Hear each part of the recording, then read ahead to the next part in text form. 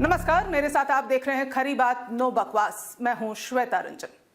आज प्रधानमंत्री नरेंद्र मोदी ने राज्यसभा में एक नए शब्द को इजाद किया। राज्यसभा में राष्ट्रपति रामनाथ कोविंद के अभिभाषण पर पेश धन्यवाद प्रस्ताव पर हुई चर्चा का जवाब देते हुए एक ऐसे शब्द का प्रयोग किया गया जो दिन भर सभी के लिए चर्चा का विषय बन गया। एक अजीब सा शब्द था वो, आंदोलनजीवी।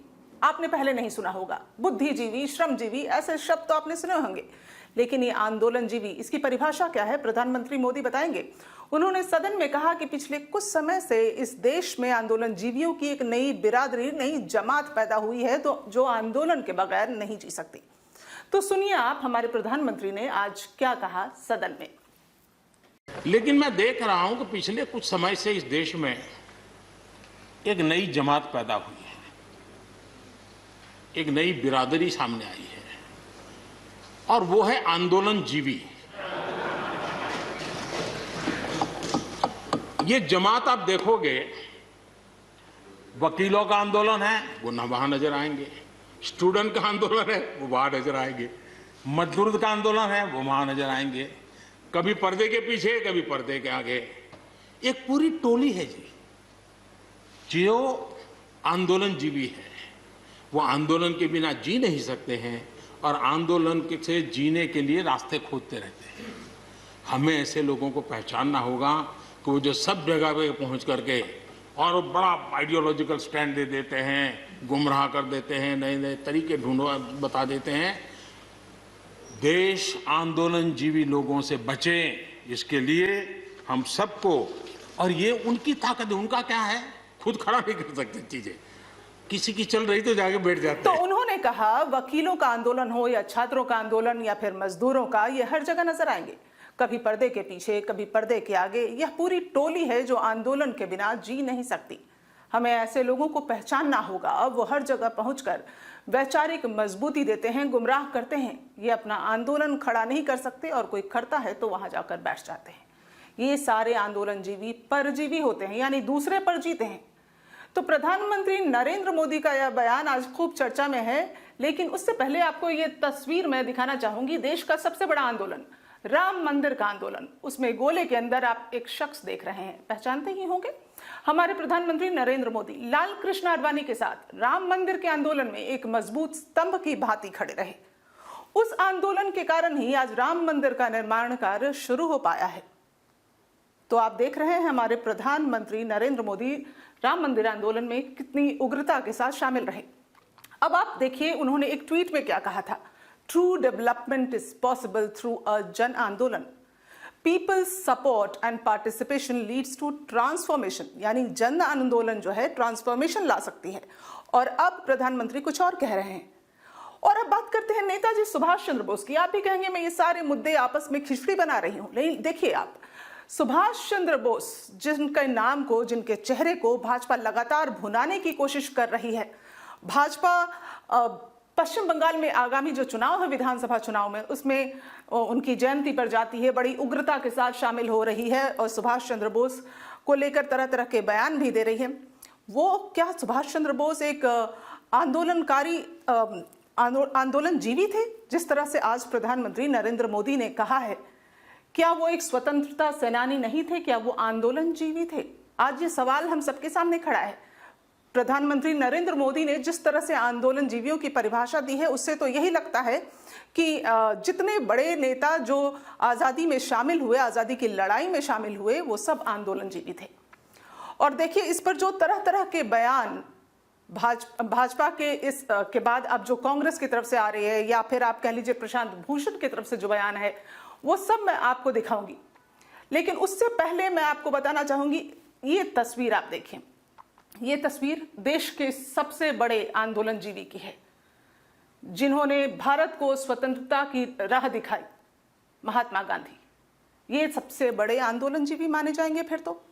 अगर भाजपा इसी तरह से परिभाषित करती है आंदोलनजीवियों को, तब तो महात्मा गांधी जो हैं वो देश के सबसे बड़े आंदोलनजीवी रहे हैं। और आंदोलनजीवी तो परजीवी होता है। प्रधानमंत्री नरेंद्र मोदी कुछ ऐसे ही कहते हैं। इस बात से बहुत सारे लोग आहत हैं। जिन लोगों ने देश के लिए जान गंवाई, जिन लोगों ने आंदोलन, नए नए अपने अपने रूप में आंदोलन किया, वो सब लोग आज आहत हैं। शायद सबकी आत्मा जो है आज कलप रही होगी। लेकिन अब एक वीडियो मैं आपको दिखाना चाहती हूं, आप इस वीडियो को देखिए, फिर मैं आपसे इस वीडियो के बारे में बात करूंगी। उसमें आश्वासन दिया था कि 100 दिन में महंगाई को कम करेंगे। फिर बार बार करीबन 17 से 18 बार प्रधानमंत्री के कार्यालय ने और कांग्रेस की सरकार ने पेट्रोल और डीजल के दाम क्यों बढ़ाए हैं? जो तेल के दाम बार बार बढ़ाते हैं, आपको ज्ञात होगा कि इस देश के अंदर वो दाम दुनिया के किसी देश की तुलना में महंगे हैं। जो पेट्रोल की दरों में वृद्धि की है सरकार ने, उसका कोई आधार नहीं है। उसी दिन अंतर्राष्ट्रीय बाजार में कीमतें कम हुई है। हम चैलेंज करते सरकार को कि पूरी तरह से रिफाइंड पेट्रोल दिल्ली में 34 रुपए से मिल सकता है, मुंबई में 36 रुपए से मिल सकता है, तो उसके दुगने दाम क्यों है? ये लूट है और तुरंत ये कीमतें जो बढ़ाई है वो वापस लेनी चाहिए। Bharatiya Janata party in diesel के दामों को वापस करके रहेगी, ये मैं आपके सामने घोषणा करना चाहता हूं। Delhi BJP leaders today led a bike rally to protest the latest hike in fuel prices that was announced last night. Delhi BJP leaders Vijay Goel and Vijender Gupta led the rally. आज आम आदमी पर फिर से महंगाई का एक चपेटा उन्होंने मारा है। सरकार बार बार पेट्रोल डीजल के दाम बढ़ाती है, हर बार is atrocious and unbelievable.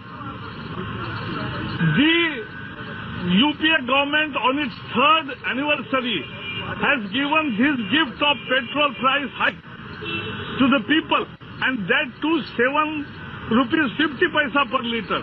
Unheard of, unimaginable. The people of India and the opposition, and particularly the BJP, is asking the government of India that when will you move beyond lip service? के अक्षरधाम से BJP ने दिल्ली में चक्का जाम की शुरुआत की। तो इस वीडियो में आपने देखा कि भाजपा के दिग्गज चेहरे आंदोलन कर रहे हैं। कोई बढ़ते पेट्रोल के दामों के खिलाफ आंदोलन कर रहा है, तो कोई किसी और मुद्दे पर बैरिकेड तोड़ रहे हैं। लेकिन उस समय इस तरह का आंदोलन जो था वो देशभक्ति कहलाती थी। आज इसे देशद्रोह माना जाता है। अपनी आवाज को उठाना देशद्रोह है। आंदोलन जीवी बन जाते हैं आप अगर आप अपनी आवाज को बुलंद करते हैं।